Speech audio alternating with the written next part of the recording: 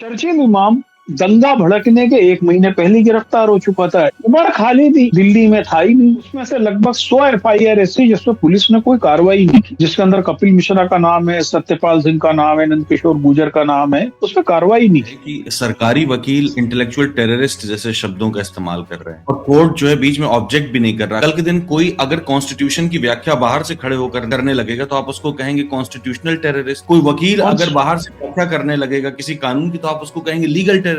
इस किस्म के शब्दों को वैधता देश के सर्वोच्च न्यायालय में नहीं मिलनी चाहिए। ये लोग भरोसा जीत के और वे भरोसे का मर्दन करने वाले अदालत में लोग बैठे हैं कि यदि यही काम अमित शाह जी पे जब आरोप लगे थे आपराधिक के, उस समय पुलिस ने किया होता, फिर जजमेंट से असहमति नहीं, मुझको व्यक्तिगत रूप से घिन आ रही है। दंगे का मतलब ही है कि दो समुदायों के बीच में हुआ है कम से कम। मतलब एक ही समुदाय ने अपने ऊपर तो दंगा नहीं कर लिया है, एक समुदाय का दूसरे समुदाय से झगड़ा हुआ तभी तो उसको दंगा बोल रहे हैं। लेकिन यहाँ पर जो कुछ भी हो रहा है सिर्फ एक समुदाय के साथ हो रहा है, दूसरे का कोई व्यक्ति नहीं है, न दूसरे का कोई केस है जी। उसमें यह सब लिखा हुआ था कि फलाना मुल्ला उस नाले पे आ रहा है, उसकी चलो गर्दन काट देते हैं, फलानी जगह से हथियार ले जाओ, आ जाओ, एक हो जाओ, यानी इस प्रकार की चीज थी। खैर पीएम मोदी पर चर्चा करना इसका बिल्कुल बेकार है, क्योंकि वो तो चुप्पी साध लेंगे चाहे वो कुछ भी बोलता रहे। प्रधानमंत्री नरेंद्र मोदी को इस बात से कोई फर्क नहीं पड़ता है कि भारत की सोवरेनिटी खतरे में है। भारत जो है भारत के संविधान से चलेगा, रामायण या महाभारत गीता या कुरान से थोड़ा ना चले। मुझे ऐसा लगता है कि उमर खालिद का जो मुद्दा है अब सिर्फ जमानत का मुद्दा नहीं,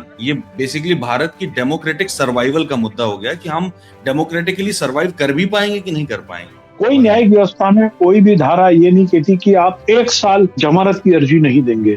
ये जो 3 बातें जज साहब ने कही हैं, ये अवैध गैर कानूनी है। वो जमानत जो है वो जमानत से ज्यादा एक हाउस अरेस्ट है, जो उनकी नागरिक स्वतंत्रता है उसका पूरी तरीके से हनन कर दिया गया। तक की सुनारिया जेल से 150 गाड़ियों का काफिला लेके गुरमीत राम रहीम निकला था। वो जब वो सजा याफ्ता 2017 में उसको 20 साल की सजा हुई है, वो अंडर ट्रायल नहीं है।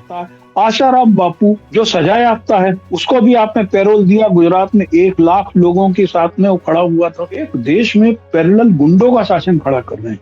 भाई देश की विदेश नीति पे, बांग्लादेश पे, पाकिस्तान पे बयान मोहन भागवत दे रहे हैं, न तो राष्ट्रपति जी दे रही हैं, न मोदी जी दे।